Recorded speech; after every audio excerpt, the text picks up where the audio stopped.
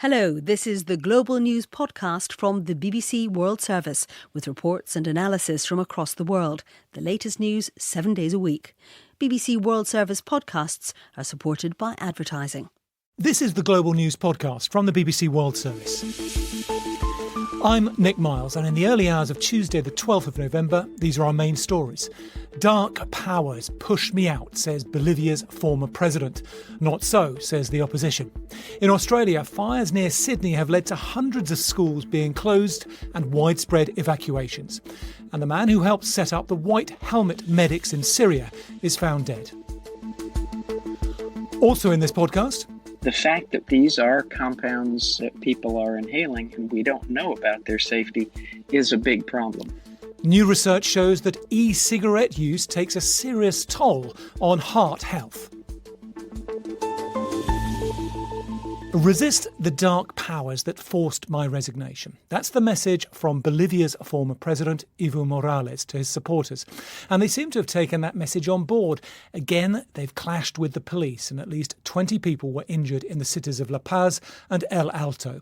Mr. Morales resigned on Sunday after being urged to do so by the military. He called it a coup, but his main opponent in the recent contested election, Carlos Mesa, says it was the will of the people who'd been out on the streets for days, calling on him to step down. It's a lie, because the President Morales resigned because the Bolivian people, in a pacific and democratic resistance, work in the streets in peace and in democratic spirit to resist the immense and giant fraud against the Bolivian people. Well, a few hours before we recorded this podcast, Mr. Morales was offered asylum by Mexico. I asked our correspondent Katie Watson, who's in charge in Bolivia now. As we were at the barricades in the centre of La Paz, there was a police convoy and people cheering the police through, and the convoy had Janine Áñez Chavez in the car. Now, she's the Senate's second vice president, because the issue of this vacuum of power, which concerned a lot of people, was because the vice president resigned, as well as Evo Morales, as did the president of the Senate, as did the head of the lower house. So at that point, nobody really knew who's in charge. But politician Áñez has said that she will assume the presidency, and as we were there, she was driving through to try and get sworn in. So it's moving, again, it's moving fast here in Bolivia. We still haven't heard when there will be elections, but nevertheless, people on the streets were pretty excited. Well, of course, those were the people who oppose Evo Morales. Indeed, and it's hard to overestimate the importance of the military in all this. Them staying with the opposition and against Evo Morales is crucial, isn't it? Absolutely, and I think this is where the concern's been, is Evo Morales was a man who did great things here in Bolivia in terms of social inclusion, in terms of economic growth, but his democratic record was certainly called into question in the later years. And I think that's where, people were concerned about, what that meant for democracy. And then you see all the military saying that they needed him to resign. And it got some people nervous. People who support a change in government say that they're only doing what they need to do to make sure democracy was, maintained in Bolivia. Others, of course, have called it a coup. Katie Watson in La Paz. Many people in New South Wales have woken up to what are being called catastrophic fire conditions. It could be the most dangerous week for bushfires in Australia's history. Temperatures are expected to soar to more than 35 degrees Celsius in parts of the region, and strong winds are going to make the conditions across the state even more dangerous and unpredictable. Rob Rogers is New South Wales Rural Fire Service Deputy Commissioner. There's a lot of these fires that have been burning for weeks now, and you've got more than 1 million hectares of this that's alight still. And our concern is for the people that are in front of these fires. If we think back to last Friday, what those fires did, they were spotted ahead, sometimes 6-12 kilometres ahead of themselves, started new fires. So the capacity for these fires to move rapidly is absolutely extreme. For more, I spoke to our correspondent Phil Mercer, who's in Maitland in the Hunter Valley, north of Sydney. We have an emergency declaration here in New South Wales. This gives fire authorities the power to turn off electricity, to organise evacuations. We're actually driving through Maitland. This is quite a big centre, about 165 miles to the north of Sydney, and there is a discernible smoky haze in the air. You can smell the smoke. We're just driving into one of the main streets now, and clearly people are trying to get on with their daily lives, but there is an undeniable sense that vast areas of New South Wales are now under this catastrophic fire warning. So understandably a sense of unease, and many people on edge as they look and wonder where these fires in this particular part of eastern Australia will flare. We've just been at an emergency command centre, and they are trying to organise all the assets they need, the firefighters, the water bombing aircraft, to fight these fires on what will be a very hot day here. Temperatures expected to soar to 38 degrees Celsius, very strong winds predicted too, and also conditions underfoot bone dry because of a long-standing drought. And briefly, Phil, people are being urged to evacuate their homes, and indeed the fire services have the power to force them to do that. But where do people go? That's the dilemma, isn't it? Well, it's interesting. When that emergency warning was issued 24 to 36 hours ago, people in bushfire-prone areas were urged to leave, even if it was just to go to a built-up area, to a shopping centre. And that really does underscore how dangerous it is. Essentially, the authorities saying, get out, we don't really care where you go as long as you are not in the line of fire. The New South Wales State Premier Gladys Berejiklian said to people, and I quote her, she said, "For heaven's sake, stay away from bushland during these very dangerous times." That was Phil Mercer. Well, tales of heroism have also emerged from all this. Petra has a home in Maxville in New South Wales, which is about 500 kilometres from Sydney. On Friday, she told the BBC she was worried she had lost her home. Earlier, she spoke about what had happened when she did eventually manage to get to her property. When I arrived, I wasn't allowed in because police had been called down. There'd been a fatality, and I had no idea when. But by the time they came back out, I drove, it's 30 k's to my place from the roadblock. And as I was driving through, I could not believe the cataclysmic sight I was seeing. And as I got closer to my house, there's absolutely no way in the world my place is going to survive this, because every house I saw had been burnt to the ground. All the bush had been burnt to the ground. It was incinerated. It was a really Armageddon sort of paysage. And when I got to my house, again, I thought, there's no way in the world. And I kept creeping up, waiting for the worst. And I came around the bend and I saw my house was intact. And I was telling myself, oh no, that's surely the back half is going to be half burnt out, or the side, or I'm going to find a shell there. And I went right around my house and I found just my veranda had been burnt. The fire had come right up to the house in every which way and had gotten onto the veranda but had stopped. This was a mystery to me. And then I found out that my neighbour, he had actually snuck back the night before, just a few hours after everyone had been evacuated. He went back in when he felt the fire had gone through, even though it was still blazing all over the place. He saw my house on fire and he put it out. My heroic neighbour saved my house. That was an amazing story of Petra, whose house was saved by her neighbour in Maxville in New South Wales. For 5 years now, the volunteer doctors and nurses that make up the White Helmets have provided what's often been the only medical help for thousands of people caught up in opposition-held areas of Syria. Now, a former British Army officer who helped set up the group has been found dead in Turkey. The body of James Lemessurier was discovered outside his home in Istanbul. It's not yet known how he died. The White Helmets were nominated for a Nobel Peace Prize, but the Syrian regime says its volunteers are aiding terrorists. Just last week, Russia, who support President Assad, accused James Lemessurier of being a British spy. Well, Mr. Lemessurier spoke to the BBC in July last year. There has been much propaganda against the White Helmets. Inside Syria, they very much push the narrative that the White Helmets are a Western organisation, that they are a front for the intelligence services, and that's to create divisions inside the country and to make life more difficult for them. And at the same time, externally in Europe, they push the narrative that the White Helmets are Al-Qaeda and are terrorists. And this is clearly propaganda. I don't think there can be any doubt about the extraordinary efforts that the White Helmets have made. Hamish de Bretton-Gordon is a director of the Doctors Under Fire campaign group, which has worked extensively in Syria, and he was a friend of James Lemessurier. Tim Franks asked him what he understands about Mr. Lemaigeret's death. It's certainly suspicious. I was informed early this morning that James had died. Wasn't quite sure of the details. Then more details have come out that he appears to have fallen off the balcony at his house in Istanbul. But why that happened, who knows? I was with him fairly recently and he seemed fine to me, as though there wasn't anything, particularly troubling him that I knew of.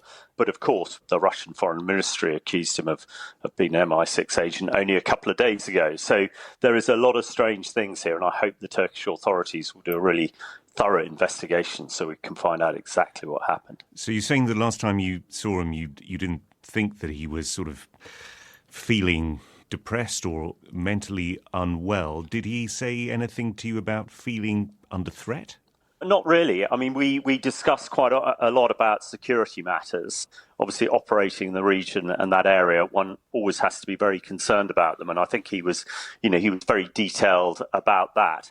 And the other thing I think that is significant is the huge amount of, abuse and trolling that James and the White Helmet get from Russian bots and Syrian bots, which is legion. It's like a fire hydrant of this abuse all the time. And, it's shocking even today hearing these dreadful people rejoicing in his death. So that must affect people in some way. But as you say, it went beyond trolls and bots. We had this statement just a few days ago from the spokeswoman of the Russian Foreign Ministry saying that James Lemaigeret was a former MI6 agent and that he had known links to terrorist groups. And this was often the charge. I mean, this has long been the charge against the White Helmets, is that they were abetting either deliberately or unwittingly jihadist groups inside Syria. But a ridiculous statement for somebody to claim that he is both an MI6 agent and an al-Qaeda operative is contradictory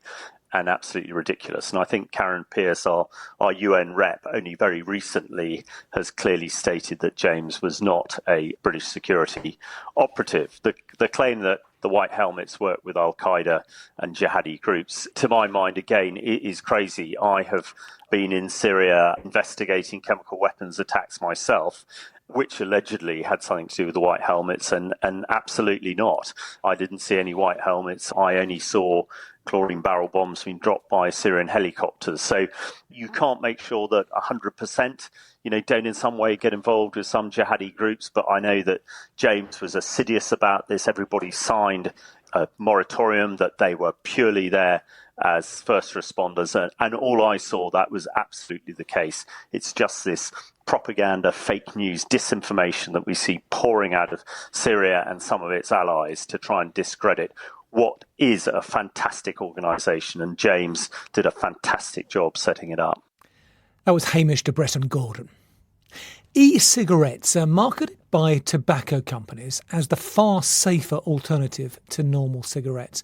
As one of the biggest companies, Philip Morris, puts it on its website, smoking-related diseases such as lung cancer, cardiovascular disease and emphysema are caused primarily by inhaling harmful compounds formed when tobacco is burned, not by nicotine. But a report just published by the American Heart Association says that e-cigarette use takes a serious toll on heart health. Dr. Rosemary Robertson is Deputy Chief Science and Medical Officer of the American Heart Association. She says e-cigarettes are not as safe as people think or as the industry suggests.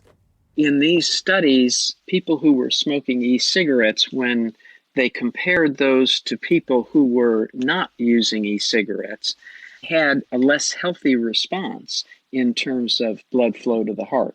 These are small studies, but the fact that that could be seen at all was really quite dramatic. We can't be certain of the mechanisms by which that blood flow is decreased, but we do know from studies done looking at the cells, for example, that help our blood vessels widen up when we need more blood flow, that a number of the compounds that are present in e-cigarettes can seriously diminish the ability of those cells to work properly.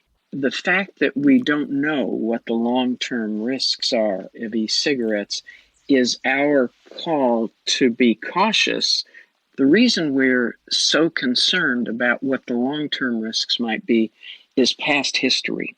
when women were encouraged to smoke more than 50 years ago, it took a very long time before lung cancers in women began to catch up with those in men. It took decades, but very clearly they posed a huge risk. So the fact that we have no longitudinal studies and that these are compounds that people are inhaling and we don't know about their safety is a big problem. Dr. Rose-Marie Robertson. Still to come on this podcast. Commemorative events have been taking place around the world to mark the signing of the armistice to end the First World War. To the United States now, and this week marks what could turn out to be a pivotal week for Donald Trump and his presidency. Top of the list is the public impeachment hearings, which begin on Wednesday. Before that, we're expecting to see a second transcript of a phone call between President Volodymyr Zelensky of Ukraine and Mr. Trump, which is the basis of the impeachment investigations. We can hear now from a man who has been at the heart of American foreign policy as Under-Secretary of State for Political Affairs under President George W. Bush, Ambassador Nicholas Burns. He's now at the Kennedy School of Government at Harvard University. Razia Iqbal asked him if it was a big week in the Trump presidency. It's a transformational week because until now, people have been testifying in private, and we've just had leaks of the testimony and now transcripts. The American public and the world will now see Deputy Assistant Secretary of State George Kent, Ambassador Bill Taylor. These are American diplomats currently serving who will testify that they saw things in the Ukraine scandal that worried them and that they think were irregular, and it's going to be dramatic. And it'll have a decisive impact, I think, on whether the American people want to go forward with impeachment or not. When you say you think it'll have a decisive impact, the context in which all of this takes place, of course, is that President Trump continues to tweet against people like Bill Taylor and even somebody who he appointed, Gordon Sondland, the US ambassador to Ukraine. This whole sense that the president can, in one tweet, negate the work of State Department officials. What do you make of that? I think it's objectionable. I mean, what you're seeing is from President Trump diversionary tactics. He's trying to get us to look everywhere but at the central issue. Did he seek to extort the Ukrainian government to tell them that they had to investigate Joe Biden or else they wouldn't get their $391 million in military assistance? That's the heart of the issue. We've never had an American president do that in our memory, anything close to that. And if it can be proven that the president did that, then I think will lead to the president's impeachment by the House of Representatives. But of course, in our system, then it goes to a trial in the Senate, and the Senate has a majority of Republicans in it. And there would need to be at least 20 senators who vote against the president for that to go forward. I just wonder what you make of the impact of the vilification of State Department employees, people like Bill Taylor, who have served both under Republican and Democrat presidents, the impact of that on American diplomacy abroad. I think it's been devastating. The fact that you've had these career officials, nonpartisan in our system, both military and civilian, come forward and testify to the truth, and then to be attacked by the president and the president's acolytes. It's dispiriting for people within the federal government. We in the United States, our federal officials, take an oath not to the president, but to the Constitution. It's been like that since 1789. These people have stepped forward, and in my view, they've been, if there's a silver lining in this very dark cloud, they've been the silver lining because they've been so honorable, so nonpartisan in the way they've acquitted themselves, and yet they're subjected to this vilification, the president trying to make our government, the CIA, the FBI, the State Department, into public enemy number one, when that, of course, is entirely not the truth. That was the Under-Secretary of State for Political Affairs under President George W. Bush, Ambassador Nicholas Burns. Denmark is introducing random border controls with Sweden from Tuesday to combat organised crime. The move follows a number of attacks in Denmark this year in which Swedes are the prime suspects. Here's our Europe regional editor, Mike Sanders. Denmark has been rattled by recent violence. In August, industrial explosives wrecked the entrance to the Danish tax agency in Copenhagen, and there were 2 killings in a suburb of the Danish capital in June. Denmark is holding 7 Swedish suspects. Sweden has approved the new measures. They'll be enforced on the Öresund road and rail bridge connecting Copenhagen and Malmö in Sweden and at 4 ferry ports. Danish police are setting up an Öresund border centre to collect intelligence on known criminals, their vehicles and associates. The thousands of daily commuters are advised to carry passports. Mike Sanders. In screen entertainment, this decade's undoubted success story has been Netflix. The online streaming giant is now seen in 60% of American homes, and its hit film The Irishman has just opened in cinemas before it streams online. But this week, Disney rolls out its own streaming service, and Apple TV Plus recently launched too. So, is Netflix about to lose a big chunk of a very profitable market? Our arts correspondent, Vincent Dowd, reports. 1980s set sci-fi Stranger Things is Netflix's current smash hit. Season 3 has been streamed in 64 million homes. 99 out of 100 times, kid goes missing. The kid is with a parent or a relative. What about the other time? The one! But this week, the mighty Disney is launching its streaming platform, Disney+. Nothing will stand in our way. With a huge and familiar catalogue to exploit, from Mary Poppins to Star Wars, Disney will cause even market leader Netflix to sweat. Jesse Whittock writes for Broadcaster magazine in London. Disney, NBC Universal and the likes have decided that they need to get in on streaming, and they've created their own international services. We've had Apple TV Plus launch. Disney Plus is Disney's big play for the future of global media. They've looked at the Netflix model. They've seen that there is a huge opportunity in subscription. They have spent the best part of the last 10 years acquiring big media properties. They bought Lucasfilm, so they would have Star Wars. They bought Pixar, the Marvel Universe, things like that. They bought the Fox studio, so they've got even more firepower in that space to really muscle in on the Netflix business model. Historically, Disney's been associated with family entertainment, like the new Frozen 2. Elsa, the past is not what it seems.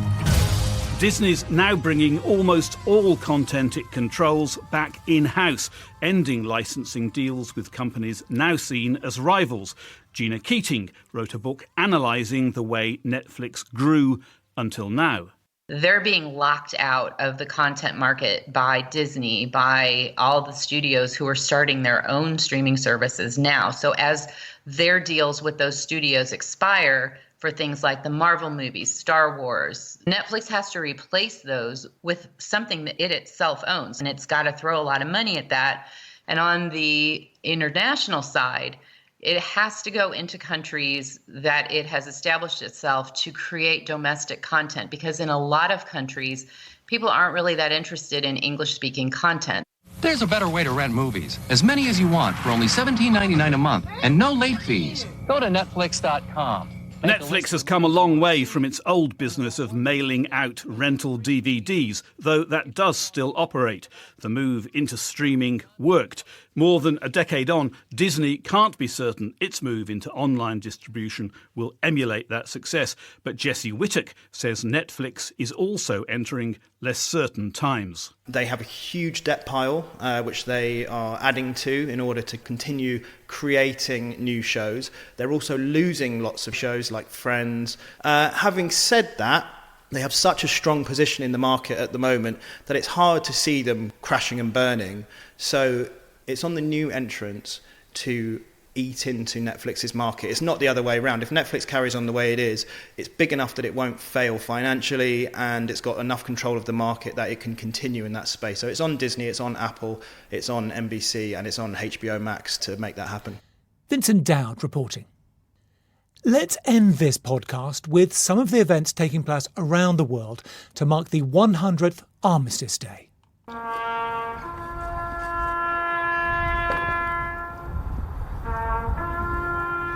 Monday marked 100 years since the first Remembrance Day commemorated the more than 15 million soldiers and civilians who died in the First World War. The UK, France and the United States have been marking the end of hostilities between the Allies and Germany in World War I and in other conflicts too. Many people in Britain fell silent for 2 minutes on the 11th hour of the 11th day of the 11th month to remember the fallen. In the US, President Trump attended a Veterans Day event in New York. To each veteran of the war, the glory of your deeds will only grow greater with time. This city is graced by your presence. This nation is forever in your debt, and we thank you all.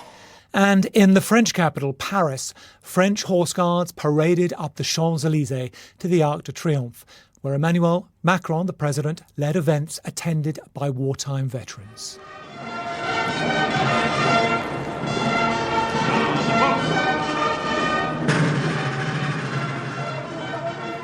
Some of the celebrations taking place to commemorate Armistice Day, 100 years on. And that's all from us for now, but there will be an updated version of the Global News Podcast later on.